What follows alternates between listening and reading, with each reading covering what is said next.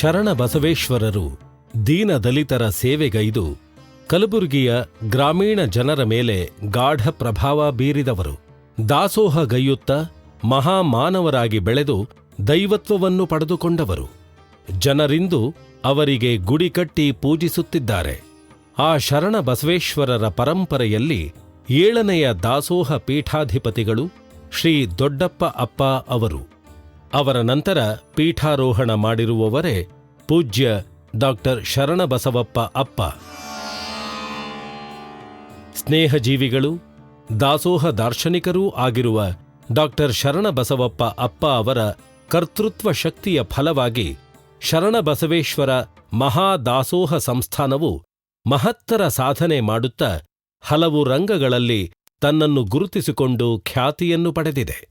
ಪೂಜ್ಯ ಅಪ್ಪ ಅವರು ತಮ್ಮ ಸಂಸ್ಥಾನದ ಮೂಲಕ ಉತ್ತರ ಕರ್ನಾಟಕವನ್ನು ಸರ್ವ ಜನಾಂಗದ ಶಾಂತಿಯ ತೋಟವನ್ನಾಗಿ ಮಾಡಿದ್ದಾರೆ. ಮಹಾದಾಸೋಹ ದ್ರಷ್ಟಾರರಾದ ಪೂಜ್ಯ ಶರಣಬಸವಪ್ಪ ಅಪ್ಪ ಅವರ ಜೀವನವೊಂದು ಭವ್ಯವಾದ ದಾಸೋಹ ಕಥನ. ಹೈದರಾಬಾದ್ ಕನ್ನಡ ಪ್ರದೇಶದ ಕ್ರಾಂತಿಯ ಸಂದರ್ಭ. ಸ್ವಾತಂತ್ರ್ಯ ಹೋರಾಟಗಾರರ ಸಲಹೆಯಂತೆ ತಂದೆಯವರಾದ ದೊಡ್ಡಪ್ಪ ಅಪ್ಪ ಅವರು ಸೊಲ್ಲಾಪುರಕ್ಕೆ ಹೋದರು. ದಾಸೋಹ ಪೀಠದಲ್ಲಿ ನಡೆಯುತ್ತಿದ್ದ ಕೈಂಕರ್ಯಗಳಿಗೆ ಅಡ್ಡಿಯಾಯಿತು. ಆಗ ಬಾಲಕರಾಗಿದ್ದ ಶರಣಬಸವಪ್ಪ ಅಪ್ಪ ಅವರು ಧೈರ್ಯದಿಂದ ಆ ಜವಾಬ್ದಾರಿಯನ್ನು ಹೊತ್ತು ಆತಂಕವನ್ನು ದೂರ ಮಾಡಿದರು, ದಾಸೋಹವನ್ನು ಮುಂದುವರಿಸಿದರು. ಬಾಲ್ಯದಲ್ಲಿಯೇ ಪ್ರಾಣಿ ಪಕ್ಷಿಗಳನ್ನು ಕಂಡರೆ ಅಪಾರವಾದ ಜೀವದಯೆ. ತಾಯಿ ಗೋದುಬಾಯಿಯವರು ಅವುಗಳಿಗೆ ಹಾಲಿಲ್ಲವೆಂದರೆ ತಮ್ಮ ಪಾಲಿನ ಹಾಲನ್ನು ಅವಕ್ಕಿತ್ತು ಸಲಹುವ ದೊಡ್ಡ ಮನಸ್ಸು ಅಪ್ಪ ಅವರದಾಗಿತ್ತು. ಅಂದಿನಿಂದಲೇ ದಾಸೋಹ ಸಿದ್ಧಾಂತ ಇವರನ್ನಾವರಿಸಿತ್ತು. ಪೂಜ್ಯ ಅಪ್ಪ ಅವರ ಪ್ರಾಥಮಿಕ ಹಂತದಿಂದ ಮಹಾವಿದ್ಯಾಲಯದವರೆಗಿನ ಶಿಕ್ಷಣವು ಕಲ್ಬುರ್ಗಿಯಲ್ಲೇ ಆಯಿತು. ಮುಂದಿನ ದಿನಗಳಲ್ಲಿ ಅವರು ಕರ್ನಾಟಕ ವಿಶ್ವವಿದ್ಯಾಲಯದಿಂದ ತತ್ವಜ್ಞಾನದಲ್ಲಿ ಎಂಎ ಪದವಿಯನ್ನು ಪಡೆದರು. ಸಂಸಾರ ಯೋಗವನ್ನು ಅಪ್ಪ ಅವರು ಉಲ್ಲೇಖಿಸುವ ವಿಚಾರಗಳು ಗ್ರಂಥಸ್ಥವಾದುವುಗಳಲ್ಲ. ಅವು ಜೀವನಾನುಭವದ ಕಾರುಣ್ಯದಿಂದ ನಿರೂಪಿತವಾದಂಥವು. ಮಾತೋಶ್ರೀ ಕೋಮಲಾ ತಾಯಿಯವರನ್ನು ಸಹಧರ್ಮಿಣಿಯಾಗಿ ಸ್ವೀಕರಿಸಿದ ಇವರಿಗೆ 4 ಜನ ಕುವರಿಯರು. ಮೊದಲ ಪತ್ನಿ ಆಕಸ್ಮಿಕವಾಗಿ ಲಿಂಗೈಕ್ಯರಾದಾಗ ಮಾತೋಶ್ರೀ ದಾಕ್ಷಾಯಣಿಯವರು ಇವರ ಸಹಧರ್ಮಿಣಿಯಾದರು. ಶರಣಬಸವೇಶ್ವರ ಪೀಠವು ಹಿಂದೆ ಅನ್ನದಾಸೋಹಕ್ಕೆ ಹೆಸರಾಗಿದ್ದಿತು. 1903ರಲ್ಲಿ ಶಿಕ್ಷಣ ದಾಸೋಹವು ಪ್ರಾರಂಭವಾಗಿ ದೊಡ್ಡಪ್ಪ ಅಪ್ಪ ಅವರ ಕಾಲದಲ್ಲಿ ಅದು ವೃದ್ಧಿಯಾಯಿತು. 1983ರಲ್ಲಿ ಪೂಜ್ಯ ಶರಣಬಸವಪ್ಪ ಅಪ್ಪಾರವರು ಪೀಠಾಧಿಪತಿಯಾದ ಮೇಲಂತೂ ಅಕ್ಷರ ದಾಸೋಹದಿಂದ ಶರಣಬಸವೇಶ್ವರ ವಿದ್ಯಾವರ್ಧಕ ಸಂಘದ ಬಹುಮುಖ ಪ್ರಗತಿಯಾಯಿತು. ಸಾಂಪ್ರದಾಯಿಕ ಶಿಕ್ಷಣದಿಂದ ಆಧುನಿಕ ಶಿಕ್ಷಣದ ಹಂತದವರೆಗಿನ ವಿಕಾಸ ಕ್ರಮದಲ್ಲಿ ಶರಣಬಸವೇಶ್ವರ ಸಂಸ್ಥೆ ತನ್ನ ಸ್ಪಷ್ಟವಾದ ಹೆಜ್ಜೆ ಗುರುತುಗಳನ್ನು ಮೂಡಿಸುತ್ತಾ ಮುನ್ನಡೆದಿದೆ.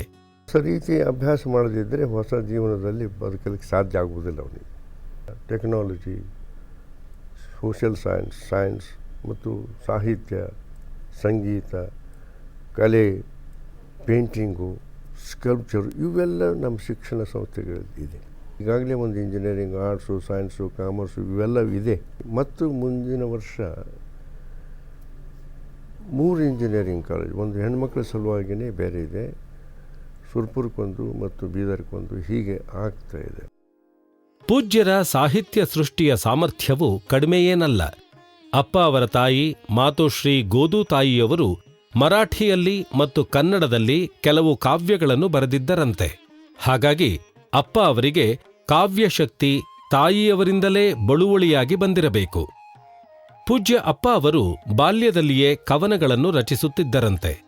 ಆದರೆ ಈಗಿನ ಅವರ ಸಾಹಿತ್ಯ ಸೃಷ್ಟಿಯನ್ನು ಕೇವಲ ಸಾಹಿತ್ಯವೆನ್ನಲಾಗುವುದಿಲ್ಲ. ಅವರ ಸಾಹಿತ್ಯದ ದೃಷ್ಟಿಯು ದರ್ಶನ ದೃಷ್ಟಿಯುಳ್ಳದ್ದಾಗಿದೆ. ಆ ದೃಷ್ಟಿಗೆ ಕಾಣುವುದು ಲೋಕಾಂತವನ್ನು ಸುಖಾಂತವನ್ನಾಗಿಸುವ ದರ್ಶನ. ಶಸ್ಥಳ ಸಿದ್ಧಾಂತ ಅಪ್ಪ ಅವರು ರಚಿಸಿದ ಮೊದಲ ಕೃತಿ. ನಂತರ ಅವರು ಹಲವಾರು ಕೃತಿಗಳನ್ನು ರಚಿಸಿದ್ದಾರೆ. ಆ ಎಲ್ಲ ಕೃತಿಗಳಲ್ಲಿ ಮಹಾದಾಸೋಹ ಸೂತ್ರಗಳು ಎಂಬ ಕೃತಿಯು ಜಾಗತಿಕ ಪ್ರಸಿದ್ಧಿಯನ್ನು ಪಡೆದಿದೆ. ಕಾರಣ ಅದರಲ್ಲಿರುವ ಮಹಾದಾಸೋಹ ಸಿದ್ಧಾಂತ. ದಾಸೋಹಕ್ಕೆ ಹೊಸ ಜಗತ್ತಿಗೆ ತಿಳಿಯುವ ಹಾಗೆ ಜೀವನದಲ್ಲಿ ಬರಬೇಕು. ಬರೀ ಧರ್ಮದಲ್ಲಿ ಪರ್ಟಿಕ್ಯುಲರ್ ಧರ್ಮ ಅಂತ ಇಲ್ಲ, ಯಾವುದೇ ಧರ್ಮ ಇದ್ದರೂ ದಾಸೋಹ ಮಾಡಕ್ಕೆ ಬರ್ತದೆ, ಮಾಡಲೇಬೇಕು. ಅಮೆರಿಕೆಯ ಶಿಕಾಗೋ ವಿಶ್ವವಿದ್ಯಾಲಯದ ಪ್ರಾಧ್ಯಾಪಕಿ ಹಾಗೂ ಕವಯತ್ರಿ ಜುಡಿತ್ ಕ್ರೋಲ್ ಅವರು ಇದನ್ನು ಆಂಗ್ಲ ಭಾಷೆಗೆ ಅನುವಾದಿಸಿದ್ದಾರೆ. ಧಾರ್ಮಿಕ ಸಂಘರ್ಷಗಳ ನಿವಾರಣೆಗೆ ಮಹಾದಾಸೋಹ ಸೂತ್ರಗಳ ಸಂದೇಶವು ಮಂತ್ರಪ್ರಾಯವಾಗಿದೆ. ನೊಬೆಲ್ ಪಾರಿತೋಷಕ ವಿಜೇತೆ ಮದರ್ ಥೆರೇಸಾ ಅವರು ಮಹಾದಾಸೋಹ ಸೂತ್ರಗಳನ್ನು ಓದಿ ತಮ್ಮ ಹರುಷವನ್ನು ವ್ಯಕ್ತಪಡಿಸಿದ್ದಾರೆ. ಪೂಜ್ಯ ಡಾ ಶರಣಬಸವಪ್ಪ ಅಪ್ಪ ಅವರು 74 ವಸಂತಗಳನ್ನು ದಾಟಿದ್ದಾರೆ. ಹಲವಾರು ಸ್ಥಾನಮಾನಗಳನ್ನು ಅಲಂಕರಿಸಿದ ಅವರೊಂದು ಅನುಭವದ ತವನಿಧಿಯೇ ಆಗಿದ್ದಾರೆ. ಸಂಸ್ಕೃತಿ ಯಾವಾಗ ಶುರು ಆಗ್ತದೆ ಮನುಷ್ಯನಲ್ಲಿ? ಮೊದಲು ಕಾಡು ಮನುಷ್ಯನಾಗಿದ್ದು ಹರ್ಕೊಂಡು ತಿಂತಿದ್ದವನು, ಸ್ನ್ಯಾಚಸ್. Culture gives. ಮನುಷ್ಯ ಅಂದ ಬಳಕೆ ಅವ್ನು ಕೊಡಬೇಕು.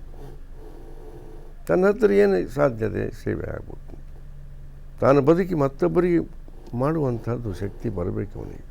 ಶರಣಬಸವೇಶ್ವರ ವಿದ್ಯಾವರ್ಧಕ ಸಂಘದ ಪ್ರಧಾನ ಕಾರ್ಯದರ್ಶಿಗಳಾಗಿ, ಅದರ ಅಧ್ಯಕ್ಷರಾಗಿ, ಕರ್ನಾಟಕ ವಿಶ್ವವಿದ್ಯಾಲಯದ ಸಿಂಡಿಕೇಟ್ ಸೆನೆಟ್ ಸದಸ್ಯರಾಗಿ, ಹೈದರಾಬಾದ್ ಕರ್ನಾಟಕ ಶಿಕ್ಷಣ ಸಂಸ್ಥೆಯ ಅಧ್ಯಕ್ಷರಾಗಿ, ಅಖಿಲ ಭಾರತ ವೀರಶೈವ ಮಹಾಸಭೆಯ ಘನ ಅಧ್ಯಕ್ಷರಾಗಿ ಮತ್ತು ಅಖಿಲ ಭಾರತ ಅನುಭವ ಮಂಟಪದ ಅಧ್ಯಕ್ಷರಾಗಿ ಪೂಜ್ಯರು ತಮ್ಮ ಗಣನೀಯ ಸೇವೆ ಸಲ್ಲಿಸಿದ್ದಾರೆ.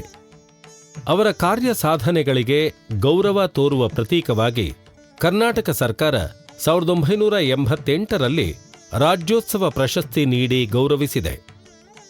ಶೈಕ್ಷಣಿಕ ಕ್ಷೇತ್ರದ ಸಾಧನೆಯನ್ನು ಗುರುತಿಸಿ ಗುಲ್ಬರ್ಗಾ ವಿಶ್ವವಿದ್ಯಾಲಯ ಗೌರವ ಡಾಕ್ಟರೇಟ್ ನೀಡಿ ತನ್ನ ಕೃತಜ್ಞತೆಯನ್ನು ಸಲ್ಲಿಸಿದೆ. ನಾಸಿಕ್ನ ಗೋಖಲೆ ಶಿಕ್ಷಣ ಪ್ರತಿಷ್ಠಾನವು ಪುಣ್ಯಶ್ಲೋಕ ಶಿವಪಾರ್ವತಿ ಆಧ್ಯಾತ್ಮಿಕ ಪ್ರಶಸ್ತಿ ನೀಡಿ ಇವರ ಸಾಂಸ್ಕೃತಿಕ ಸಾಧನೆಯನ್ನು ಕೊಂಡಾಡಿದೆ. ಕರ್ನಾಟಕ ರಾಜ್ಯ ಲಲಿತಕಲಾ ಅಕಾಡೆಮಿಯು ಗೌರವ ಪ್ರಶಸ್ತಿಯನ್ನು ನೀಡಿ ಸನ್ಮಾನಿಸಿದೆ.